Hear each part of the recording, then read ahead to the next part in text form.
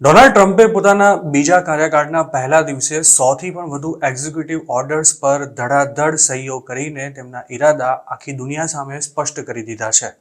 Trump ભલે હાલ એવો માહોલ બનાવી રહ્યા હોય કે તેમની એક સાઇનથી અમેરિકામાં અને દુનિયાભરમાં ઉથલપાથલ મચી જશે, પરંતુ આ કામ એટલું પણ સરળ નથી.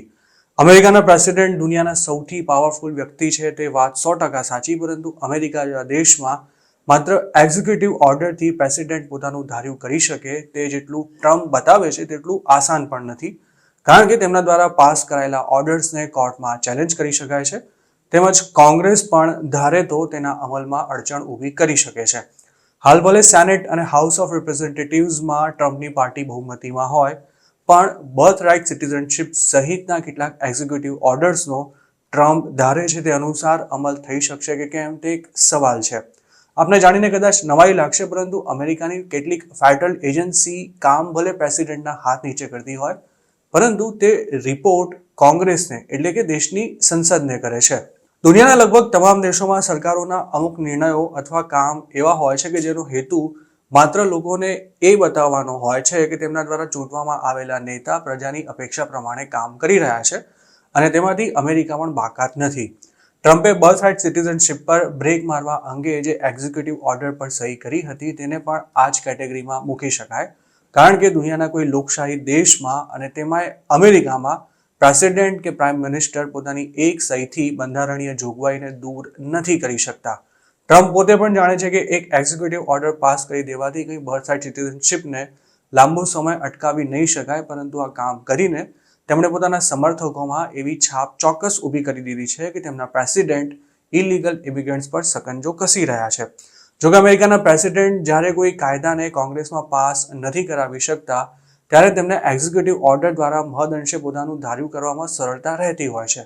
જેમ કે બરાક ઓબામાએ પોતાના કાર્યકાળમાં DACA પ્રોગ્રામ લાગુ કર્યો હતો, જેમાં બાળપણમાં ઇલીગલી યુએસ આવેલા લોકોને ડિપોર્ટેશન સામે પ્રોટેક્શન અપાયું હતું, તેમજ તેમને વર્ક પરમિટ પણ ઇસ્યુ કરવા સરકાર તૈયાર થઈ હતી.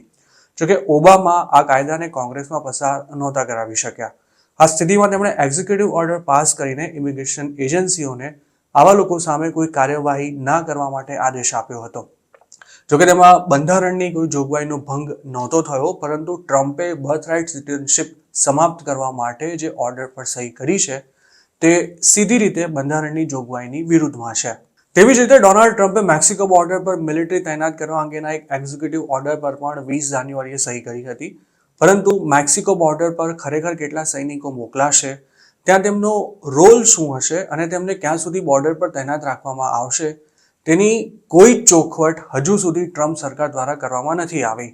મહત્વની વાત એ પણ છે કે અમેરિકાના બંધારણે નેશનલ ઇમરજન્સી સિવાયના સંજોગોમાં દેશની અંદર સેનાને ગમે ત્યાં તૈનાત કરવાનો પ્રેસિડેન્ટને પણ પાવર નથી આપ્યો.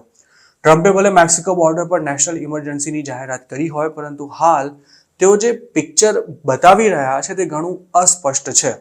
ટૂંકમાં અમેરિકાના ઘણા સ્ટેટ્સ પણ માત્ર પોલિટિકલ ગેઇન માટે ફેડરલ ગવર્મેન્ટની ઉપરવટ જઈને કેટલાક કાયદા લઈ આવતા હોય છે, અને તેના પર ફેડરલ અને સ્ટેટ ગવર્મેન્ટ વચ્ચે કોર્ટમાં કાયદાકીય લડાઈ પણ થતી હોય છે. જો બાઇડન પ્રેસિડેન્ટ હતા ત્યારે ટેક્સાસ અને ફ્લોરિડાએ લાગુ કરેલા એન્ટી ઇમિગ્રન્ટ લોઝને તેમની સરકારે ફેડરલ કોર્ટમાં ચેલેન્જ કર્યા હતા, અને હવે ટ્રમ્પના કેટલાક એક્ઝિક્યુટિવ ઓર્ડર્સને ડેમોક્રેટિક સ્ટેટ્સ કોર્ટમાં ચેલેન્જ કરવાની તૈયારીમાં છે.